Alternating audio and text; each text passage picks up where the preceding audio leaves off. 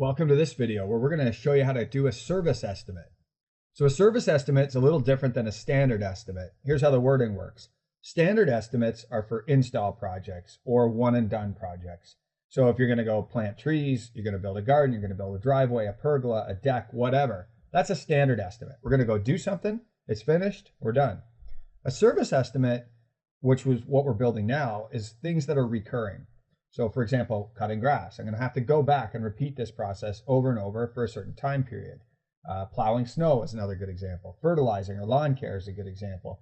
Anything with a recurring pattern or a repeated number of visits would be a service estimate. So that's what we're going to use to set up this video, show you how to build one of those. Let's take you right into LMN. To get to service estimates, under the estimate menu, you're going to want to go service. Now, if you're just watching this video to get a hang of estimating, that's fine. If you're actually looking to build an estimate, you have to make sure that you've watched the budgeting video first and the item catalog videos. What I'm about to do isn't going to make a whole lot of sense until you've seen those videos, or at least your pricing won't be accurate until you've done and seen those videos. But you feel free to watch this one to see how one's built anyway. Service estimate. You can see in your account sample, you should have some estimates already set up for you. These are just samples, but I'm going to start from one of those to make it easier to see. The easiest way to actually look around and see what a service estimate should look like is to just open one of our samples. I'm going to open this one here called Template Maintenance Monthly Sample. I'll just click it, and then to just poke around at it, you can see we got a project name up here, a client, division and status. I'll touch on these in a second. But in the services and pricing section, you'll see how we build estimates. First, we add a service, something like mowing. And then inside mowing, we would add items. So what's it going to take to do the mowing? Well, I'm going to need a crew for so many hours, and I'm going to need a truck. So let's say I need 2 people in a truck, and on site, we're going to be there for an hour. It's going to take a crew 1 hour to cut this property. So I would change the maintenance labor to 2, because 2 people for 1 hour. The truck, we only need 1, so it's 1 hour, and that's it. Now I've got my price for mowing. And of course, it's pulling from my budget and from my item catalog, the cost of the labor, how much overhead needs to get recovered on this particular bid, what we should charge this at, what our net profit margin is. All that information is coming from our item catalog and our budget to make sure we're accurate. And then we would just do the same thing for each one of these components. We would add the service. So I've got it in here. For example, let's add a service in here right now called pruning. So I'm going to go add service, and I'm going to call this pruning. We'll set our pruning up as bill per visit, for example. So we're going to bill a fixed amount each time we go do the pruning. I could also make it part of the contract. So I would set the billing type per season, or I could bill it by the hour. So I could do it per hour per unit. Number of visits would be how many times I think I'm going to go do this service. Let's say we're going to prune 4 times this year. And the cost code would be where I want the revenue for this service to end up in accounting. So we're going to want this to go to our grounds maintenance, although of course that's your choice. So you click OK. So now I've created this service called pruning, but it's got a 0 price. There's nothing in it. So we have to go up here to add items. So I'm going to add items. And I'm going to say, well, we need a maintenance crew to do the pruning. And under the equipment side, they're going to need a truck and a trailer, or maybe just a truck because it's just the pruning crew. And maybe I've got a little bit of disposal. So I'll do a quick search for disposal. I'll find one up there. I'll click it and we'll add it to that as well. And then I'll get that out of the way and I'll work with my pruning. So I just clicked the red X up there to close that window down. And now I've got the items in my pruning. All I need to do now is set the time. So let's say it's going to take one person 2 hours to prune this property. They're going to need a truck for 2 hours. And we'll say they're going to get rid of like 1/10 of a yard of material. And that'll build my price for pruning. And of course, I can flex my unit price or my disposal. I can do whatever I want with these numbers here. But based on your true costs and the overhead you need to recover from your budget, which is set up here, these are going to be your numbers from your budget. So to find that, I went up here to the budget, hit edit. That'll show you what it's marking up for overhead. And then based on the profit you want to earn, which in this case is 10%, I've created my pricing. And that's it. Now I've got a price for pruning. Now, 4 visits at this price per visit is going to give us a per season price. And I can click this to see that. of $446.39. So per visit, we're at $110.60. Per season, we're at $446.39. And that's it. That's how I would sort of build a maintenance estimate. I'm going to add the services. Inside each service, they're going to have labor, equipment, materials, whatever else you need. You quantify them, and once you're done, you've got a price. Close that service down, add the next service. And the reason we're going to split it up by services is because on a maintenance contract especially, all your services have different numbers of visits. And we have to make sure we charge this properly. We can't put everything under mowing because mowing is going to get done 25, 35, 50 times a year, where something like pruning or fertilizing would be done far less. So that's why they have to be split up into different services. Also, because the billing type may vary. You may have some services per season, some is per visit, some is hourly. This way you can flex it. If I want to see what this contract is like if pruning was inside the contract, I'll just flip this to per season, and you'll see my contract value just changed, and so did my monthly payment, because now it's rolling that pruning up into that. So we can play with these in all kinds of different ways. So let's start over now, though. Let's lose our changes and really build an estimate from scratch. The best way, I think, to build maintenance estimates is to create templates like I've done here. So I've created this generic maintenance monthly estimate for, in this case, my own company. It says Sample Tree Landscape, but we're going to assume that's our company here. So what I've done is made this estimate for nobody with no real quantities or calculations. Notice all my prices are zero, but all my services and all the things inside them are all set up for me. So I've got everything set up and ready to go as our maintenance contract structure in this thing that we call a template.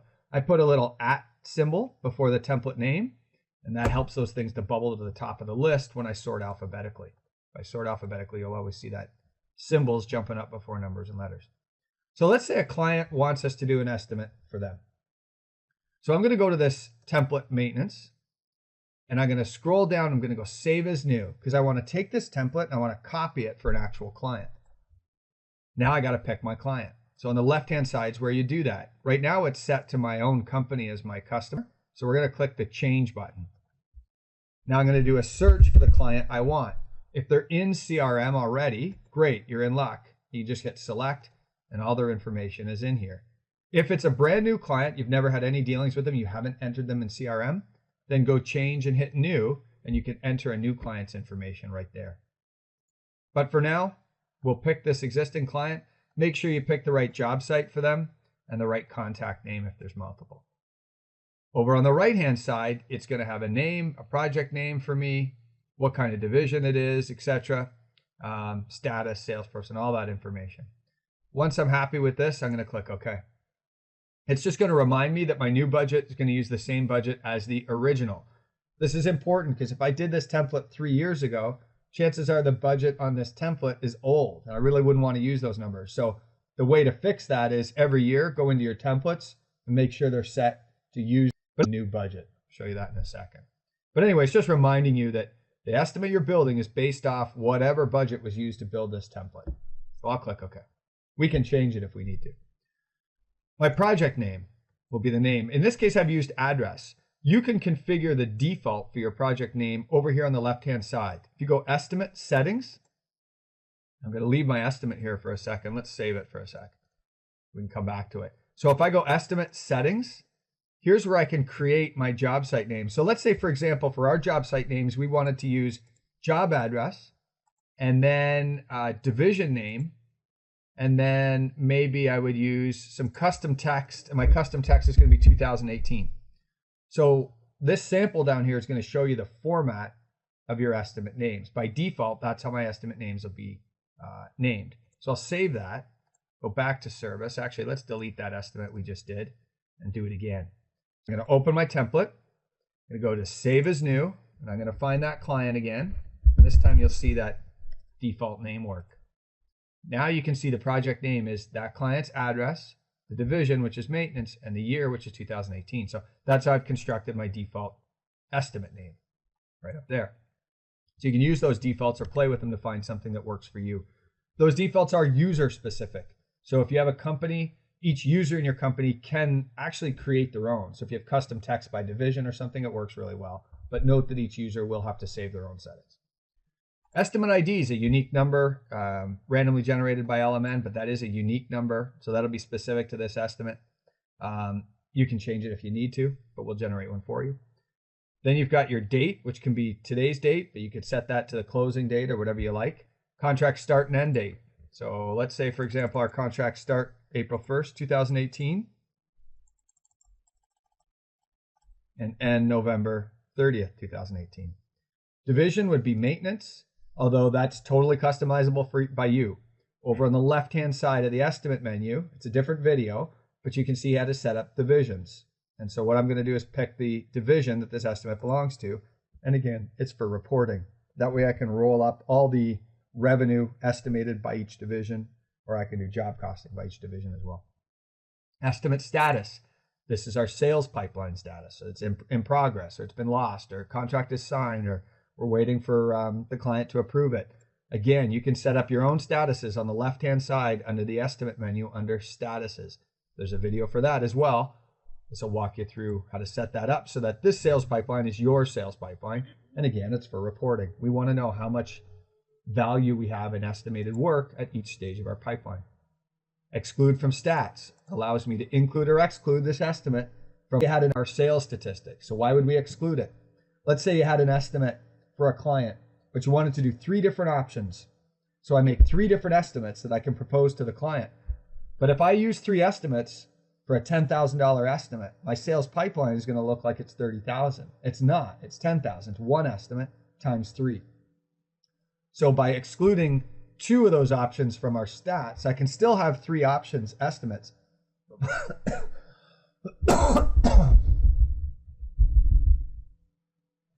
By excluding 2 of my options or estimates as options and just keeping the 1, my sales pipeline doesn't look overinflated or over big.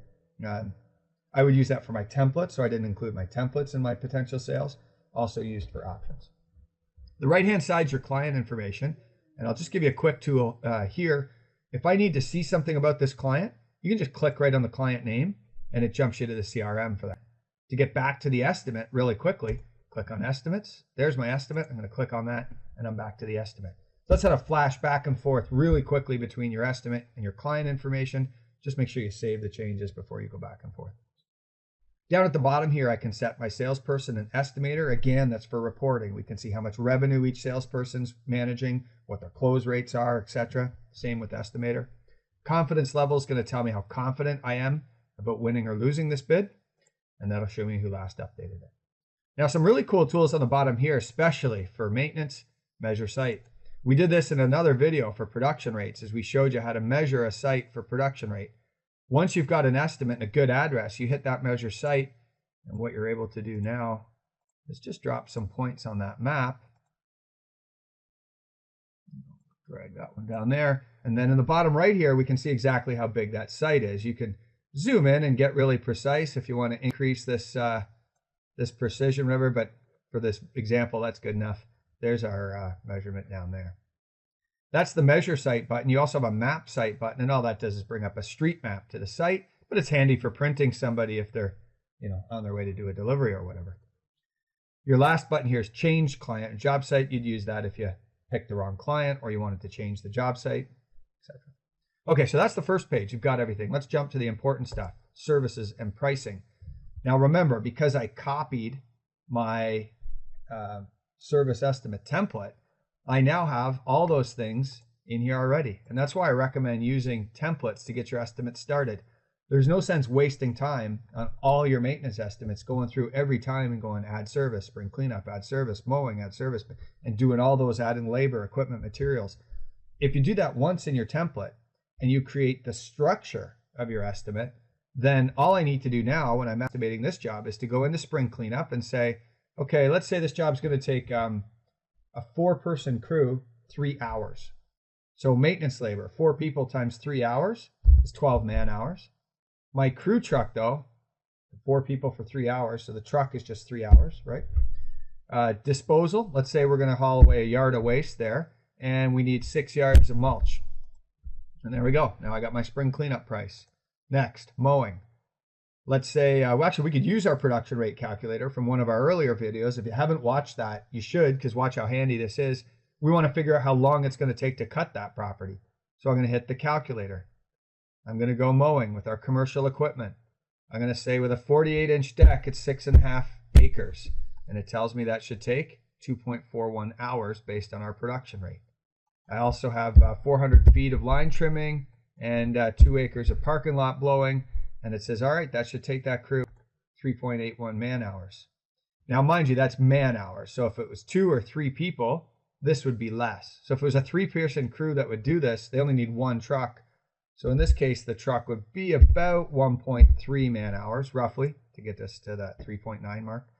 Now I got my price for mowing. So price, profit, seasonal price, etc. I'll play with some of the other variables in a minute. Now we're going to go to bed maintenance. Let's say it takes 2 people, 2 hours to do this.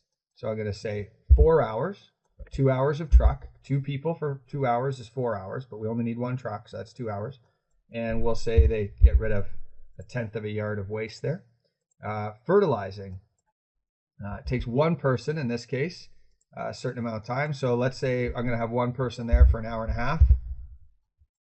We need a truck for an hour and a half, and we need the bags. And let's say we're going to use 6 bags of fertilizer. And then the fall cleanup, same thing. Let's say it takes 2 people an hour each. So we got 2 hours. So I've got 2-man crew there for 1 hour. And we've got yard waste. Let's say we get rid of a 1/4 yard.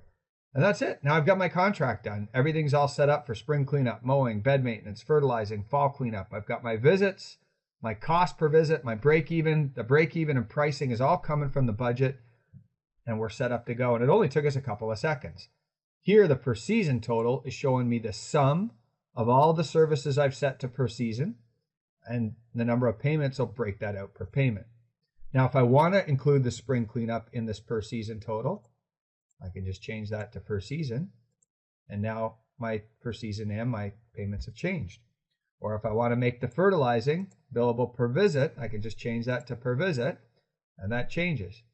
Another handy tool, let's say the client doesn't want bed maintenance. We can propose it like this because we want to sell it. But if the client comes back and says, well, we don't want bed maintenance, and I just go put it on hold. And you'll notice here my totals immediately change as soon as I put it on hold. On hold, it lets me keep it there so I don't delete it. So I won't forget it if the client comes back later and says, actually, I want to add it back in. But it allows me to say, yeah, I'm going to put this on hold. We don't want this as part of the contract right now. If they don't want fertilizing, same thing. And then if they do want it, I'm going to take it off. Really handy tools. Now, let's say I just want to make 10% on this whole job. So one easy way to do that is to just use this button here, set profit. Let's make 10%. Okay. And what it'll do is override every service to hit 10%. Reality though, some services you can make good profit and some maybe not so much. So reality is usually more like this. Mowing often we have to be pretty aggressive on. So I might go to the mowing and I can do customized per visit or per season price, or I could jump right in and customize the profit, either way. Let's say I want to make 5% on mowing. So I set that to 5%. So now you can see my mowing is only 5% profit. But fertilizing, we can make a good markup on the fertilizer. So I'm going to make a 50% profit markup on the fertilizer. And you can see now how I'm getting a little more intelligent about the way I make profit. Same with mulch. We can make more than 10% on mulch maybe. I can update that to 25%. So by going in and changing certain things, I can get a custom profit. My profit for the contract is blended, but I get a custom profit for each service. And that allows me to I think, find the most competitive price. We can be competitive on really highly or cheap services, I guess I should say. But we can also make our money where there is opportunity.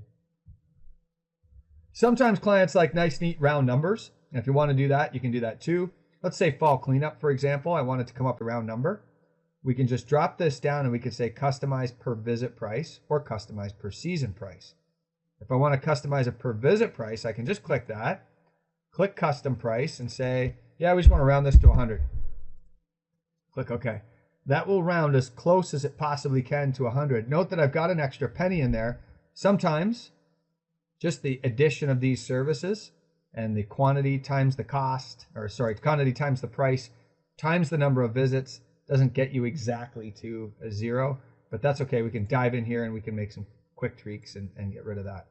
Or we can go customize per season price. And I can go custom price, and let's say for the season, yeah, it's $200. And we'll hit OK. And now you can see if I go to per season here, we've got that nice round 200 there. So a couple of ways to muck around with that kind of stuff. But again, all my prices, all my markups, all my profitability is changing when I do that. So be careful. Once you've got your contract built, then you can see up here you've got your per season total and your number of payments. You may want to go to the contract section and now create a contract for this estimate. So when I create a contract, what I'm doing is creating a monthly payment schedule. That monthly payment schedule is only going to include the services that are billable per season. Stuff that's per visit is not. So I'll go contract, I'll say create a contract. Now it gives me a start and end date. If they have a PO or contract number, I can enter them here. If not, I can leave it blank. It knows my per season total. It knows my monthly payments. Here, I'm just going to put in my text. Invoice extras, I'm going to choose how I want them to come out on invoicing. So this is going to affect LMN Time down the road. But if I want the per visit services to show up on the same invoice as my monthlies, I'll go add to monthlies. If I want to invoice per visit stuff separately, I'll say invoice separately. I can pick the tax that this applies to if it's taxable. The cost code, so again, I want to make sure that goes to grounds maintenance. And then I'm just going to go calc payments. And that'll calculate the payments for each. If you're using different cost codes for different services and you want to break down the revenue by cost code, so let's say, for example, I want the spring cleanup to go to enhancements and the fall cleanup to go to enhancements. Now, this is going to make your invoicing a little bit more complicated, but now if I click recalc payments by cost code and hit OK, it'll actually break out my monthly payments by cost code. So each month, I'll actually now have two payment line items, one going to grounds maintenance and some revenue going to enhancements. That in accounting allows the revenue to get split. Typically, most companies just do this simple, and all the revenue ends up going to grounds maintenance or whatever it is, the cost code over here. So now I've got a contract schedule. Day of the month was set here. So on the first day of every month, it's created a contract for my monthly payment. If the client wants the 15th of the month, no problem. We pick that to 15, recalc those payments, and now everything's set to the 15th of the month. You can go down here and manually add payments, or you can move stuff around if you want, or you can change the descriptions. Real easy to get that done. That will all get exported to LMN Time, and that'll do invoicing for those of you that are using Pro. So on the 1st of each month, or 15th of each month, in this case, it's going to generate an invoice for that amount. Back to services and pricing for a sec. One other important field is this service type if you're doing invoicing. So service type, if I set these up, so that's going to be spring cleanup, that's going to be mowing. You can set all your service types up actually in LMN Time. That's where we're reading for this master list. In LMN Time, there's a settings, and I can go set up my services. But what that allows me to do is when I export this job to LMN Time, it'll create services on each job for these services here with the price for each service. So when my crew ticks off, I did this work, it'll not only document that that service was completed, it'll also kick off invoicing for the service. So if you're going to do invoicing with LMN Time, and it makes it so much easier on yourself, for sure you're going to want to use service types in your estimates as well, because that's what's going to set up the services in LMN Time. More on that when we do the invoicing videos. Just you can quick taste right now. And then as you get into the client notes, you can set client notes on all your services. You can set up, if you want, crew notes on all your services. The analysis is then going to show me the price of the estimate, the cost of goods sold, the gross profit, overhead, net profit. I pay close attention to the revenue per hour. We like our estimates as high as that as possible. There's your gross and your net. So all the information you need to know whether you're making money on that job. You've got your print button here. And your print is what's going to allow you to do proposals. So if I want to print a proposal, I'll print the proposal layout I like. There's a whole bunch of different ones. So we'll leave it up to you to experiment with the one that's closest to yours. Then I'll hit print. And when I open that report, I'm going to get out, normally my logo would be up here. I haven't uploaded my logo yet, but I'll get my logo up here, information, the different services, how they're being built, a total, initials, all my terms and conditions, and a signature at the end. If I want it, now I've got a contract that I've got ready to print or email my customer. For those of you that are using Pro, you also have the option to upload files here. So if I want to upload, for example, pictures of the job site or contracts or tender forms or anything like that, it can be Excel, it can be all kinds of stuff. We can do that here. So I'm going to grab a picture, I'm going to grab a PO in Excel, and I'm going to hit open. And now all the files that relate to this job are all easy to find for anybody in my company. They're right here attached to the bid. And that's how to build a service estimate from A to Z. If you have any questions about building service estimates,